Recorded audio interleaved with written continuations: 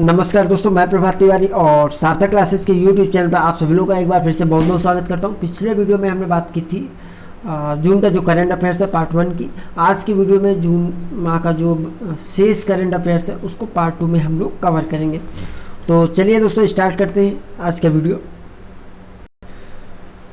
सभी current affairs के collection मैंने इस बात का विशेष ध्यान रखा है कि सभी पॉइंट जो है आपके एग्जाम की दृष्टि से बहुत इंपॉर्टेंट होने चाहिए, जिससे कि पूरे करंट अफेयर्स के दौरान, पूरे वीडियो के दौरान आपके समय को किसी भी तरीके से ज़ाया ना किया जाए। पहला ही करंट अफेयर्स दोस्तों आपके खासकर यूपीएससी के एग्जाम की दृष्टि से तो बहुत ज़्यादा इंपॉर्टेंट है, जीआईसी और जीडीसी के लिए भी इंपॉर्टेंट है, क्योंकि पुरातत्वविदों द्वारा अभी हाल ही में इजराइल में एक स्थान है नेसेर रामला। तो नेसेर रामला में एक खोपड़ी प्राप्त हुई है खुदाई के दौरान, और पुरातत्वविदों का ऐसा मानना है कि ये नई मानव प्रजाति से संबंधित एक खोपड़ी है जो कि एक अलग होमो आबादी का प्रतिनिधित्व करती है। और अगर इसकी समय अवधि में मान लें जो खोपड़ी प्राप्त हुई, इसके आधार पर कि ये इस प्रकार के मानव का अस्तित्व लगभग कब रहा होगा, तो आज से लगभग 1 लाख से 4 लाख वर्ष पूर्व ये मानव प्रजाति अस्तित्व में रही होगी। तो इस तरीके से पुरातत्वविदों द्वारा इजराइल के नेसेर रामला नामक स्थान पर खुदाई के दौरान नई मानव प्रजाति की खोपड़ी के अवशेष प्राप्त हुए, जो एक अलग होमो आबादी का प्रतिनिधित्व करती हैं। और लगभग उम्र की अगर इसकी बात करें तो लगभग 4,20,000 वर्ष से 1,20,000 वर्ष पुरानी खोपड़ी है। संस्मरण होम इन द वर्ल्ड, अमर सेन जी द्वारा अमर सेन जी का जो संस्मरण है उसका नाम है होम इन द वर्ल्ड, यानी होम इन द वर्ल्ड नाम से एक संस्मरण लिखा हुआ है अमर सेन जी ने। 2021 के लिए सेंट्रल यूरोपीय यूनिवर्सिटी को ओपन सोसाइटी पुरस्कार से सम्मानित किया गया है के शैलजा जी को।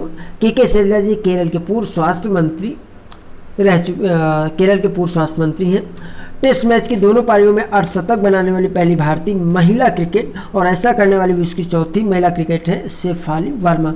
और अभी हाल ही में इन्होंने जो दोनों पारियों में अर्धशतक लगाए हैं वो इंग्लैंड के खिलाफ मैच में लगाए हुए हैं। दक्षिण अफ्रीकी देश बोत्सवाना हाल ही में चर्चा में रहा है, क्योंकि यहाँ पर विश्व का तीसरा सबसे बड़ा हीरा पाया गया है, और इस हीरे की जो शुद्धता है वह है 1098 कैरेट।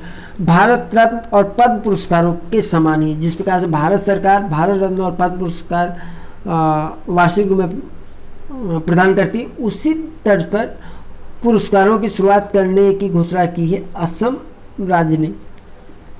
भारतीय दल हेतु आधिकारिक जो ओलंपिक थीम गीत है वह है लक्ष्य तेरा सामने है, और गायक है मोहित चौहान। जैसा आप लोग जानते हैं कि वर्तमान में ओलंपिक खेल चल रहे हैं, और 23 जून को अंतर्राष्ट्रीय ओलंपिक दिवस मनाया जाता है। हरियाणा सरकार द्वारा भी हाल ही में आक्सी वन जंगल लगाने की घोषणा की गई है, और इस ऑक्सीवन में 10 प्रकार के वनों को शामिल किया जाएगा। भारत सरकार और भूटान सरकार ने संयुक्त रूप से tax inspector without border launch किया। ताल ज्वालामुखी मनीला फिलीपींस में स्थित है, और अभी हाल ही में सक्रिय होने और विस्फोट होने की संभावना होने के कारण जो है ताल ज्वालामुखी चर्चा में रहा।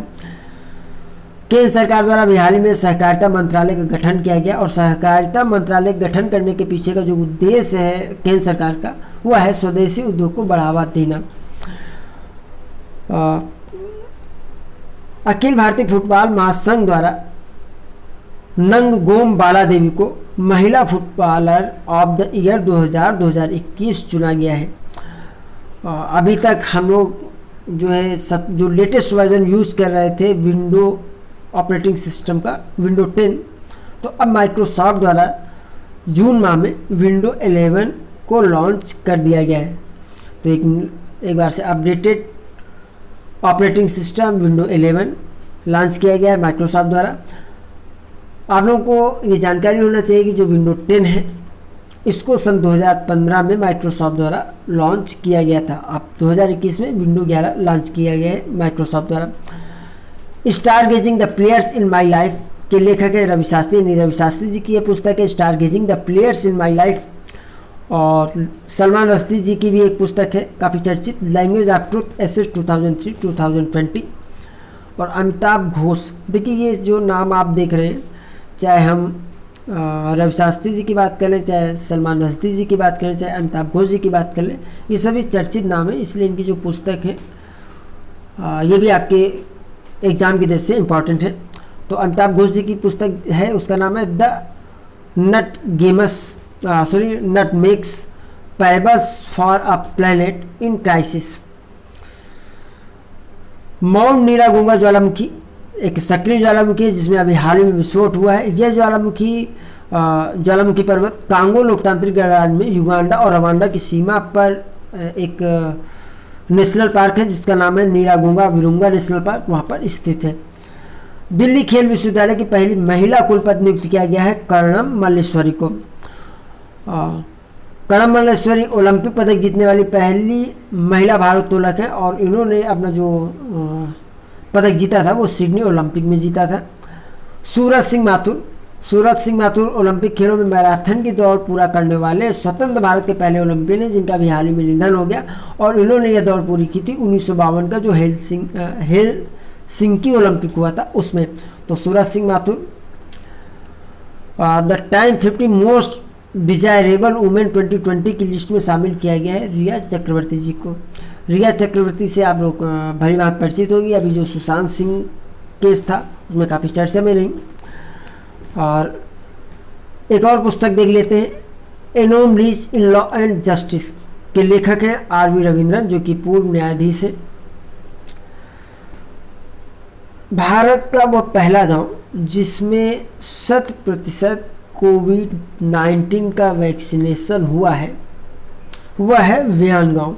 वेयान गांव कहाँ पर स्थित है? तो यह जम्मू कश्मीर का जो बांदीपुरा ज़िला है वहाँ पर स्थित है। तो जम्मू कश्मीर के बांदीपुरा ज़िला का गांव वेयान गांव भारत में 18+ आयु उम्र के जितने भी लोग हैं उनका कोविड-19 टीकाकरण 100% कोविड-19 टीकाकरण करने वाला गांव बन गया है।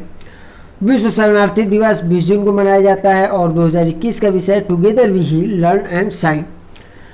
अंतर्राष्ट्रीय ओलंपिक दिवस 23 जून, जैसा हम लोगों ने पहले भी बात की है, और 2021 का विषय है अंतर्राष्ट्रीय ओलंपिक दिवस का वह है stay healthy stay strong stay active with the hashtag Olympic day workout on 23 जून। तिलोत्तमा सुम भारतीय अभिनेत्री है, अभी हाल ही में यूके एशियन फिल्म फेस्टिवल द्वारा सर्वश्रेष्ठ अभिनेत्री पुरस्कार इनको प्रदान किया गया है। पर्यावरण की दृष्टि से एक बहुत ही इम्पोर्टेंट फिल्म जिसका नाम है वाटर ब्यूरियल इसका निर्माण किया है शांतनु सेन ने और अभी हाल ही में 67th फिल्म राष्ट्रीय पुरस्कार 2021 में वाटर ब्यूरियल फिल्म को पर्यावरण संरक्षण पर सर्वश्रेष्ठ फिल्म का पुरस्कार प्रदान किया गया है। विश्व स्वास्थ्य संगठन द्वारा अभी हाल ही में किस देश को मलेरिया मुक्त घोषित किया गया है? तो चीन को घोषित किया गया है। विश्व का सबसे बड़ा मोबाइल इवेंट जिसको मोबाइल वर्ल्ड कांग्रेस के नाम से जानते हैं, तो विश्व का सबसे बड़ा mobile event mobile world Congress 2021 का आयोजन कहाँ पर किया गया है? तो इसको का आयोजन किया गया है बार्सिलोना स्पेन में। हाल ही में सुर्खियों में रहा बेहतर हाइड्रो प्रोजेक्ट कहाँ पर स्थित है? तो ये यांगजी नदी चीन है वहाँ पर स्थित है। एक निर्माणाधीन हाइड्रो प्रोजेक्ट है और विश्व का संभवतः सबसे बड़ा निर्माणाधीन हाइड्रो प्रोजेक्ट है बेहतर हाइड्रो प्रोजेक्ट। विश्व बैंक ने लेबनान के आर्थिक संकट जिसके कारण लेबनान में दंगे हो रहे हैं को 150 वर्षों में सबसे खराब संकट का है। तो इम्पोर्टेंट करंट अफेयर्स है अंतर्राष्ट्रीय दृष्टि से और यहाँ से क्वेश्चन भी बन सकता है। तो कौन सा देश है जहाँ पर जिसके आर्थिक संकट को देखते हुए विश्व बैंक ने 150 वर्षों में सबसे खराब संकट घोषित किया है? तो यह है लेबनान। अभिषेक वर्मा जी तीरंदाजी से जुड़े हुए तीरंदाज हैं और हाल ही में व्यक्तिगत कंपाउंडिंग तीरंदाजी में 2 विश्व स्वर्ण पदक जीतने वाले पहले तीरंदाज हैं। और ये 2 स्वर्ण पदक इन्होंने कब जीते? एक तो अभी पेरिस विश्व कप 2021 में और दूसरा 2015 विश्व कप ब्रोकला में। छोटी और मध्यम आकार की कंपनियों यानी एसएमसीज की परिभाषा में कारपोरेट मामलों के मंत्रालय द्वारा किया गया है बदलाव। बहुत ही इंपॉर्टेंट करंट अफेयर्स ये है क्योंकि आपको यूपीएससी इकाई 6 के अंतर्गत उद्योग व्यापार ये सारे टॉपिक कवर होते हैं। तो वहाँ पर एक प्रश्न बनते तो हो सकता है कि इससे संबंधित एक प्रश्न आपको देखने को मिले।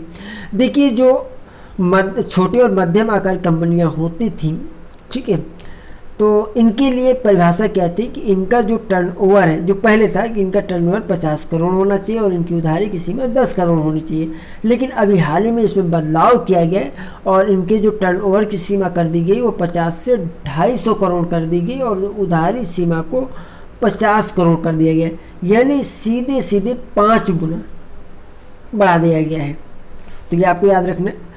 तो दोस्तों ये आज का वीडियो था, छोटा सा वीडियो है। मेरा प्रयास रहा है कि जो इम्पॉर्टेंट करंट अफेयर्स है आपके एग्ज़ाम की दृष्टि से उसी को केवल मैंने इसमें शामिल किया हुआ है। बेवजह के फैक्ट लाने का मेरा कोई औचित्य नहीं रहता। जैसे आप लोग जानते हैं, to the point, one liner में सबसे कम शब्दों में अपनी बात रखने का प्रयास करते हैं, जिससे कि आपकी सफलता को कम समय में बेहतरीन तरीके से सुनिश्चित किया जा सके। तो आज के वीडियो में इतना ही दोस्तों, लेकिन लास्ट में आपको बता दें, कल जो हमने वीडियो बनाया था बहुत सारे आप लोगों के कमेंट आए हुए हैं। तो नेक्स्ट वीडियो मेरा प्रयास रहेगा कि आप लोग जो भी कमेंट्स हैं, जो भी क्वेरी हैं आप लोगों की यूपीएससी एडवर्टीजमेंट नंबर 50 संबंधित या जीआईसी से संबंधित अगर आप लोगों को कमेंट्स हैं तो सभी कमेंट पर मैं आपको वीडियो के माध्यम से अवगत कराऊँ। तो बहुत जल्द आपको वीडियो मिल जाएगा। और अभी तक अगर आपने सार्थक क्लासेस ऐप डाउनलोड नहीं किया तो आप डाउनलोड कर सकते हैं। स्टोर सेक्शन विजिट कर लेंगे तो वहाँ पे आपको सभी स्टडी मटेरियल नोट्स आपको मिल जाएंगे। हाँ दोस्तों, एक कंफर्म मैं आपको कर दूँ, देखिए जो सार्थक क्लासेस ऐप या सार्थक क्लासेस में वीडियो उपलब्ध है, इनसे आप टीचर की जो पोस्ट है असिस्टेंट प्रोफेसर के लिए, चाहे वो जीडीसी हो, जीआईसी हो या यूपीएचएससी हो, तो इस एग्ज़ाम की दृष्टि से तो जो स्टडी मटेरियल है वो काफ़ी बेहतर है। आप लोगों को जो फीडबैक रहा है, लेकिन अगर इस नोट आप इसलिए परचेज कर रहे हैं या स्टोर सेक्शन से अवेल कर रहे हैं कि इससे आप जो है ISPCS का एग्ज़ाम निकाल सकते हैं, तो आप ऐसी गलती मत कीजिएगा, क्योंकि ISPCS के लिए नोट्स बिल्कुल नहीं है।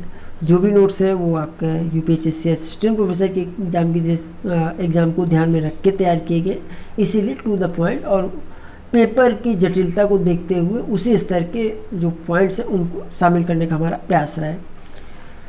तो आज के वीडियो में दोस्तों इतना ही। हम आपसे फिर मिलते हैं अगले वीडियो में कुछ नई जानकारी के साथ। तब तक के लिए नमस्कार।